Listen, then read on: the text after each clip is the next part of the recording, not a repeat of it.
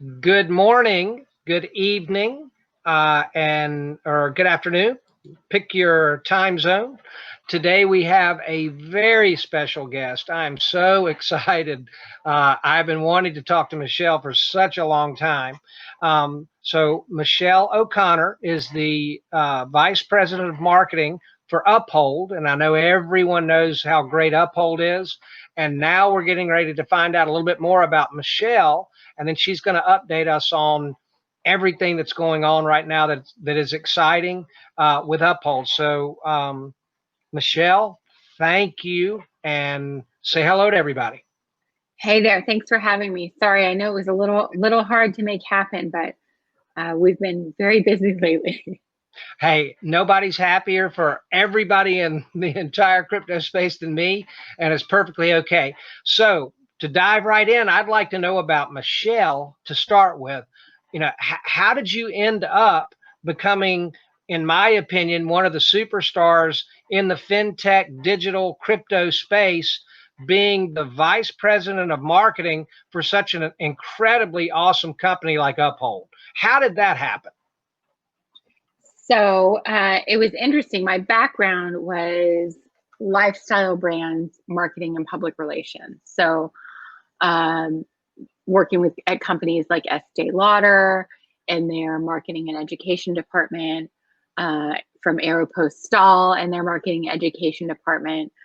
And in right around '08, I kind of took a look at what was happening with the financial system and realized that a lot of companies were shrinking their budget when they were engaging in marketing and advertising agencies, that those budgets were going away because they didn't have the substantial money that was being thrown at these agencies, but they still had a need. So I looked at that and said, okay, there's an opportunity here. What does that look like? I didn't like the grind of New York any longer. I didn't want to live in the winters, so I moved back home to California and started my own boutique marketing and PR agency. And the great part of working for yourself is you can make whatever you want happen. And I realized very quickly that what was wonderful was helping small businesses navigate this world that was social media, that was really just starting, navigate the world that is PR, and not have to pay some exorbitant retainer when they can't afford it and they don't understand what to expect or get out of it. There's a lot of people who offer, air quote PR or social media consulting, and then people who are putting a lot of money towards that don't get the return they expect. So I really wanted to empower my customers to be able to run things themselves, or if I was running it for them with my team, to know what to expect and have a real transparent engagement. So I did that for quite a few years, enjoyed it. But at the end of the day, really felt that I needed something new and a different challenge. I wanted a little bit more exposure to different industries and to really have someone to learn from. So I said to myself, where I get a job is where I'm going to live. So I started, putting feelers out. I didn't have a real city in mind or industry in mind. I just said, we'll let the universe tell me where to go. I got you. Very California answer. Yeah, right. Exactly. So I ended up in San Francisco working consulting for a wearable tech company. Same thing, positioning their social media and their presence and what that looked like. It was my first real exposure to tech. Really interesting, great team. And it helped me realize that everything that people say about the cliche part of Silicon Valley and San Francisco and the tech and all these creative ideas, it really is there. And there's something about the people having these open conversations where there's a lot of learning and a lot of smart. There's also a lot of hot air and nonsense, but at the core, there's a lot of smart people doing a lot of smart things. Yep. So it was intimidating for me because I don't like not being really good at everything. Mm-hmm. So I had a learning curve and wasn't sure where to start. But I do have generalist exposure to a lot. I have a really good instinct and the ability to just get in and go and make things happen. So I was working with, different recruiters or trying to find where to land and what made sense. And then I was introduced to BitReserve. And at that time, Bitcoin and blockchain were not well known. Their crypto Twitter wasn't really a thing. If you Googled it, mainstream media, the Today Show wasn't talking about Bitcoin or blockchain. So for me, it was intimidating, but it was a moment where I watched a video from one of the founders.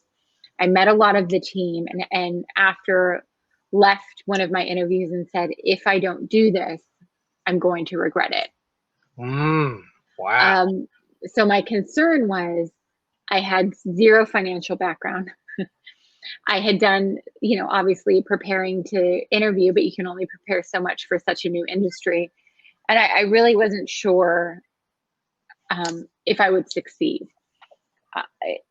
Coming into a team where there's such a strong tech and engineering side, our executive team is very versed, steeped across, investment banks, tech, Visa, fintech. There, it was intimidating, but yeah, as someone who's worked, in marketing and PR, I said, well, we're gonna fake it till we make it, and jump. So there was a massive learning curve. For the first 3 to 6 months, it was exhausting and exhilarating. I'll never forget the first month and a half to 2 months I was there. We went from BitReserve to Uphold, and going through that entire rebrand, being in the office at 2 in the morning when we were flipping the switches to change everything. Being at Money 2020 when our founder Halsey was speaking on a panel with the CEO of Western Union, the founder of Zoom. I think MoneyGram was on the stage. And I remember sitting there thinking, this is why I'm doing this. Because when Halsey spoke, and anyone that was there has come up to me since then and said that was one of the most powerful moments. I remember the CEO of Western Union was talking about disrupting something. And Halsey, moved his glasses and I thought, uh-oh, here it comes. And he said, you were irrelevant. Your product as it stands now won't be here in 5 years. You have to iterate. And it blew a silence through the room. And that really now is true. And it literally is almost to the month 5 years later. They have to iterate. Western Union as it stands, is monopolizing those who need the money that they're charging the most, right? So in moments like that, it was like, oh my gosh, I made the right decision. And since then, it has just been breakneck pace of not slowing down, the industry growing. You had the bubble in 2017 that was really exciting. The learning coming out of that, of really above anything, we need to educate people to what they're investing in, why things like transparency and being fully reserved are important to Uphold. So there was this, it was almost, I call it like a blockchain MBA that I went through from when I started here, that has been a constant learning and continued learning even now as I woke up this morning. Yep. Wow. How exciting is that? Okay, so who's going to play Michelle O'Connor in the movie? Oh my God. Cameron Diaz? I have no idea. Oh my God. When they make the movie, that's one of the things that everyone that's involved in doing this right now don't really realize, that we're making history with what's going on in this space right now. Shifting over to the Internet of Everything and the Internet of Value is a little bit bigger than just maybe a digital currency might make me a little bit of money. So do you agree with that? And how do you see that from your perspective? Yeah, I think I think it's interesting twofold. For me, the financial gains are obviously, you know, a benefit, and that's positive. But for me, if we can take out what's just broken about the financial system now, like you're in the US as well, what's happening now with the different money being printed and various stimulus and money being given to big companies versus people who really need it. It's pretty frustrating, and I think the pandemic has shed a light on what people need to know is that the system's broken as it is, and we can improve upon it. Like what that looks like, you know, removing fees. People who work their backsides off can't get a bank account for whatever reason. That's ridiculous. Or they have to go cash their check every week and pay 15% to then hold cash. That now no one holds cash. So what the heck do they do? You know, at the end of the day, the financial gains will be beneficial, but the improvement upon life for, I think, people around the world is why I'm in it and why I'm doing it, because I really do see Latin America as a huge use case for us. I talk with people who we literally enable them to like buy food or buy groceries because they can get out of their local currency. When I hear stuff like that, that's what makes the long hours or hard work or angry people on Twitter that balances all of that out, because Yep. what we're doing is changing lives for people. And that's when I look at my kids or when I look at what I'm doing, if we can help better that, it makes it better. It makes it worth it for me. And I'm not sure that everyone also understands quite the impact globally. If we can bring 3.5 billion people into the banking system who can't get a bank account, and the space is wide open to involve the entire planet Exactly. into our global economy. And I mean, that is really cool for a California term. Definitely. So where do you see our industry right now? Mainly kind of in the regulation phase, maybe. I mean, it was only 9 short months ago when we had California's own Maxine Waters famously say Bitcom, and oh, how things have changed. So Yep. how do you see kind of where we are in America now as far as the regulatory clarity and all of that kind of stuff? So it's interesting. We as a company have always supported regulation, because without regulation, 2017 happens, right? Without regulation, it's buck wild. People are able to do whatever they want, make absurd promises, and take advantage of people who are just trying to get the gains, which you can't blame for. So we support regulation. I believe in it. I think it's necessary. I do think there's some overstepping, which is unfortunate. It's time intensive, and I think there's still a lack of understanding on the technology and the potential, which hinders adoption. You know, startups want to be. I say I live on a treadmill at 10 all the time. We're on our treadmill going 10, and regulations on next to us on the rower going slow. So Yeah. Yep. we need to find a way to kind of come together and work and have conversations. So it's definitely happening. I think the pandemic has shined a light on the need for it, which is great. Now, if we can just do it faster and thoughtfully, I think that'll be positive for everybody. Well, Michelle, I feel like 2 of the biggest motivators are China, because they're not rowing slowly, and the other one is the banking crisis. I mean, the fact that America is the pandemic. I mean, if we combine those 2 things, I think that there's a strong impetus now in our leaders in our country. And how exciting a development was it for you and the people at Uphold when Brian Brooks was named as the comptroller of the currency?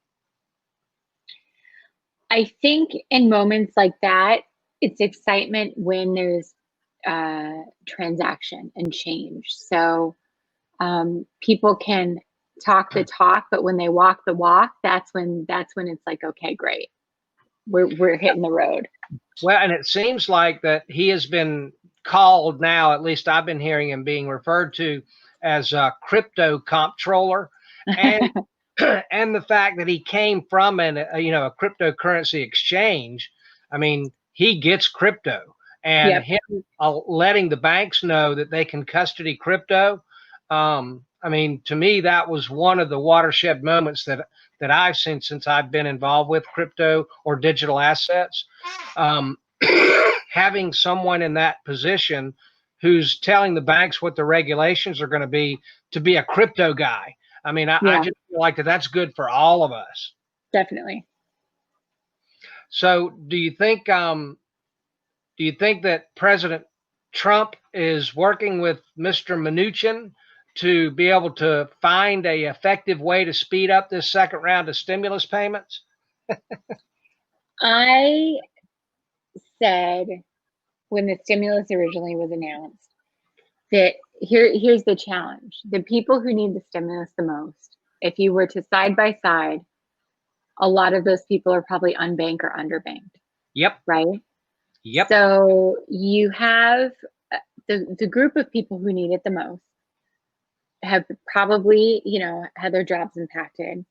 If they had a bank account, they probably don't anymore because either, it was zero balance or went NSF or, life happens and it's tough. And so now there's a stimulus, or we're going to send the stimulus to the bank account you had last year when you filed taxes.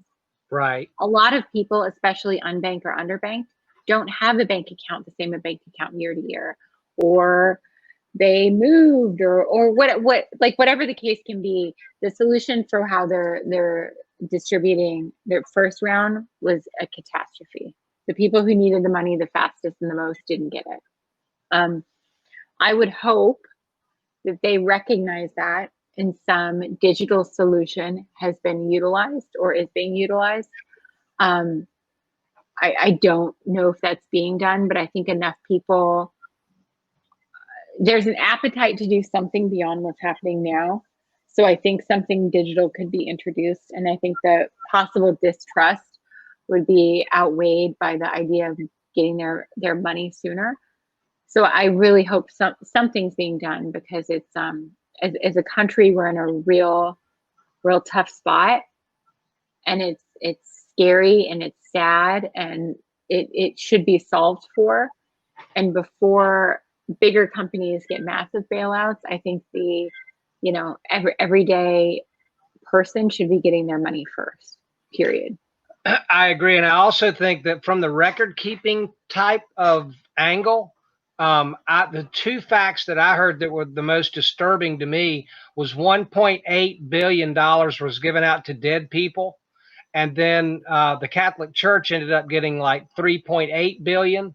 And I just kind of got a good feeling that if all this stuff was on a blockchain instead of whatever it is they're using now, that they could keep this a whole lot more accurate than the way that it's been, the way this last round went. And my girlfriend actually got her stimulus check on Monday. Like this week? Huh? Like as in this week, Monday? Yeah, this week, Monday. Carrie got her $1,200 check.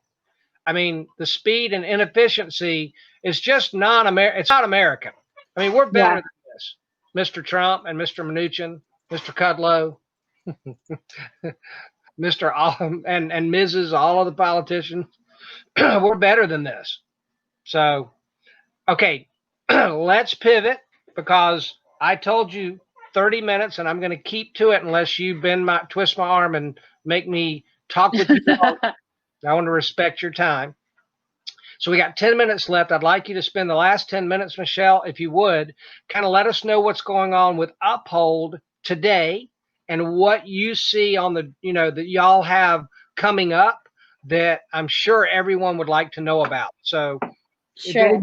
if anybody knows that, it's their vice president of marketing. So I'm going to be quiet. You got 10 minutes. What's up with Uphold today and what's coming? Sure. So we actually just launched a product that we intended to be mostly positive. There's been some noise on Twitter, and I think it was, understandable. And we as a company aren't perfect. That's tough to admit, but we're learning. We launched our ACH, as you know, because you're in the US, has been slow, 5 to 7 days. You couldn't trade during that time. ACH is legacy bank. It sucks, right? It's slow. There's all these problems. So we enabled instant ACH, meaning that anyone who has ACH, the funds hit your account instantly and you can trade.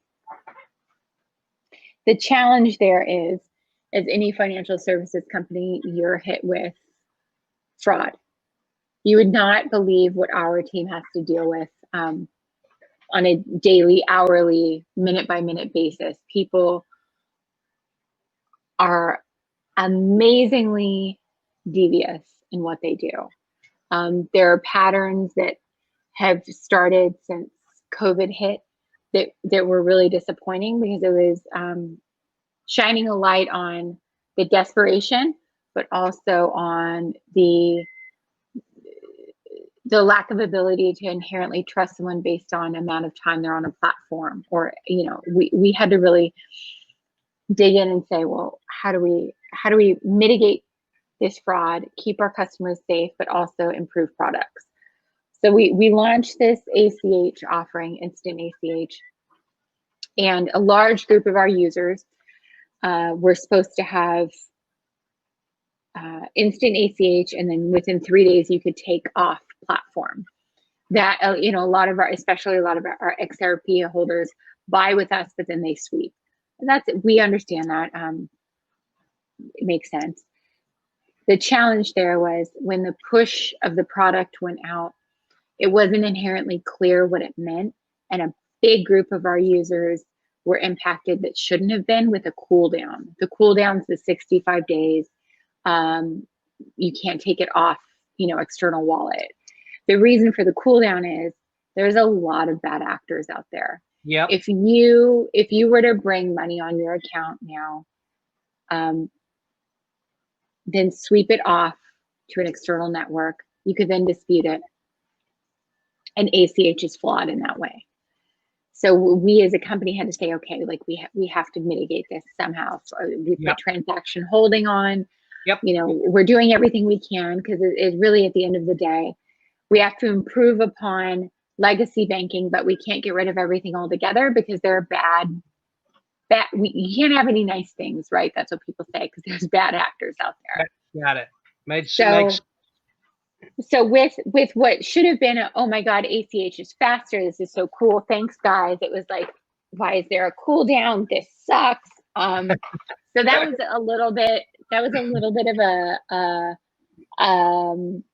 on the fly learning, where literally just now, as we've been on the call, I got the ping on Slack that a substantial group of people who should have originally been included are included without the cooldown. So XRP Army, we see you. Refresh your app. And I think overall, anyone who follows us on social knows that I'm super active. Our CEO is super active. Our handle's really active. Yep. Know that anything we do, even if it's something like the cool down, it's not coming from a place of wanting to create hurdles. It's coming from a place of, we have to solve for a problem until we can change the way legacy banking works. So makes perfect sense. That was a great explanation. So that happened, but the positive that I like to look at is, now while you're waiting for ACH, you can trade, right? So as the market is going crazy like it has been, and we hope that continues, you can move in between as much as you want. If it's up, you can sell and then move and then whatever, but I'm not giving financial advice, compliance team. That was not me. And I'm a modeler, not a trader. And then I think another thing that's cool that we launched recently that some people are using is the debit card.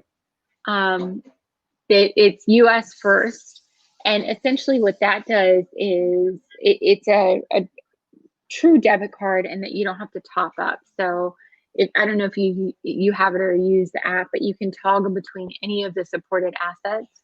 And what we're working towards is enabling direct deposits from payroll. So it's turning into the feedback that I got consistently was, you guys would be my only debit card, or you would essentially be my new, Yep. financial institution, because I can't say the B word. Yep. But I don't have direct deposit. So we're aiming to have direct deposit really quickly. So functions like that. So you would swipe, Michelle, and then basically pick which account you wanted the funds to come out of? Yep.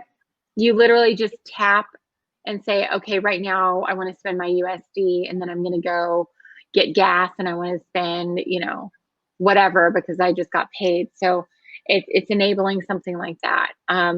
We're always looking at how we can improve our ecosystem with partners. So like we recently launched a partnership with Coil through and the interledger connectivity. So there's always going to be iterations.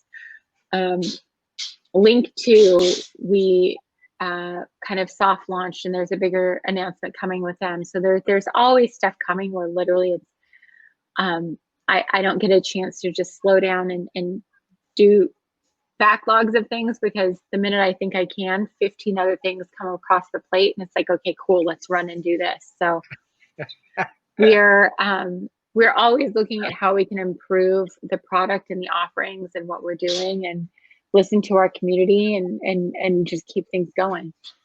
Yeah, at .com 2.0 is a rather exciting time for all of the people who are waking up and are aware of what's happening, isn't it? Mm-hmm. Absolutely. I'm 58 years old, Michelle. I am more excited to be alive than at any other time in my entire life. I mean, I wake up every day and jump out of bed, and I'm like, let's go. What new? I am incurably curious. And I've been studying paradigms for the last, somehow at about 22, 23 years old, I just got captivated by paradigms, and always watched how things shift. And when a new product comes into the market, like when the cassette was there and then the CD came in, and the process of how that's adopted has just always been fascinating.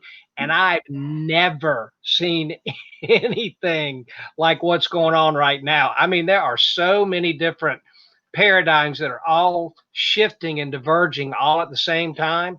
I mean, never been more excited to be alive, ever. That's so awesome to hear. All right. Well, it is 6:39. You gave me 30 minutes, and I thank you so much. And I hope in the future, at some point, we may be able to get back together. Excuse me. And you can update us on everything Uphold and everything Michelle again. And so, again, thank you, Michelle. I deeply, deeply appreciate you coming on and telling everyone about Michelle and about what's going on with Uphold. I am so glad to be here. And yeah, anytime. All right. You take care. Have a fantastic weekend. Thanks, you too. Bye. Okay. Take care. Bye.